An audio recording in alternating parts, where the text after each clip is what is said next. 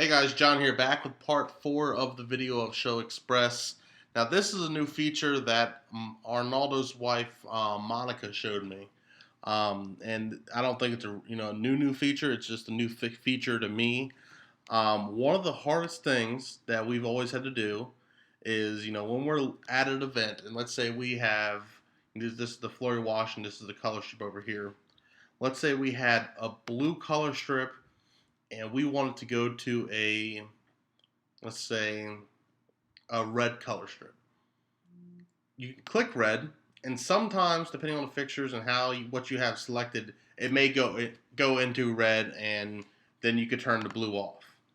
Other times, it just will do both, and it may not be the outcome that you want.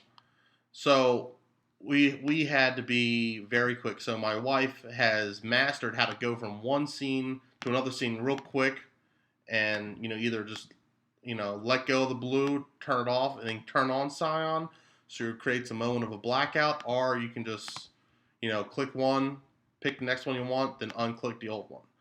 So when Monica saw me doing this, she goes, "Why don't you use the pause and play feature?" And I was like, "What's the pause and play? I've always seen this button up here. I just had no idea what it did."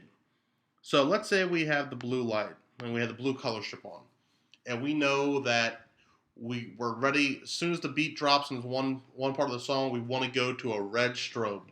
So we're going to turn on the pause and play feature. We're going to tell it that we want to uncheck blue, and then we want to go to a red strobe. So now we're listening to the song. As soon as the beat drops that we want at that particular moment, you click the play button, and automatically turns off the blue, and turns on the red strobe. Now we can do it again. Let's say that high point of the song's coming off, and we go back to a nice color fade. Enable that, turn off the red strobe, and go to a color fade. And keep in mind, when you hit the pause and play, it's not doing anything to the live scene at that particular moment. And then as soon as you hit the pause and play button again, it does that for you. So it creates instant changes of your fixture colors or different scenes that you have made. It makes all the difference in the world. I wish we would have known about that a long time ago. So that's really it for that's pretty much it what I wanted to show you for live. Everything else is really self-explanatory. If you click these little 3 dots here, or 3 periods, it'll give you the option to add a new page, rename page, remove page, add light scene, add a media file. So it was like a pre-made, audio track or video track, I believe. Timeline, macros. Let me show you macros, because macros are really nice too. So let's say there's certain lights that together in a combination you want to use. Whether it's moving heads being projected on a podium with blue uplights, and you're going to constantly use that, or even if it's just saying you have 2 fixtures that you want the color strips to be blue and the flurries to maybe be a blue pulsing. So instead of going blue and blue pulsing every time you wanted it, you want to make one button so you can recall that scene every time. So if you go ahead and make a selection on the blue color strip and then the blue pulsing for the flurry, go up here, you click Add Macro button, enter button name. We're going to call it Blue Pulse Flurry Blue Color Strip. And I always use a capital C and a capital S to abbreviate my color strips. And then hit OK. And then what that does, it makes a macro button, which every time you click it, it will turn on the blue pulsing and the blue color strip. So let's turn this off, and when you click it, there you go.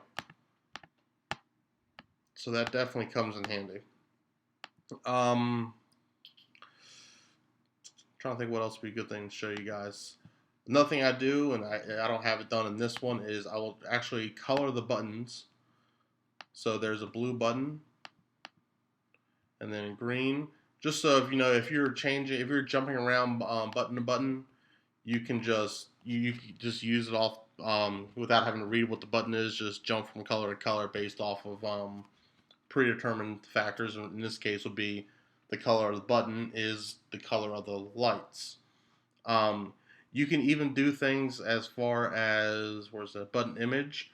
So if there was a light scene you made, let's say a macro, and you took an image of that, you can actually put that image into the button, so you knew when you clicked that, that's what it would do with your lights.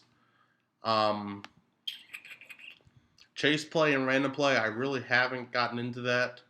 Solo buttons and check use buttons, I really haven't fiddled with that. Like I said, these are just new features that I've come across that have helped me and may help you. If you guys know about new features, or if you know what those do, please leave a comment below, or make a video yourself and share. Because, like I said, there really isn't that much out there to show you how to use Show Express. So definitely practice and enjoy. And if you guys have any questions, leave comments below.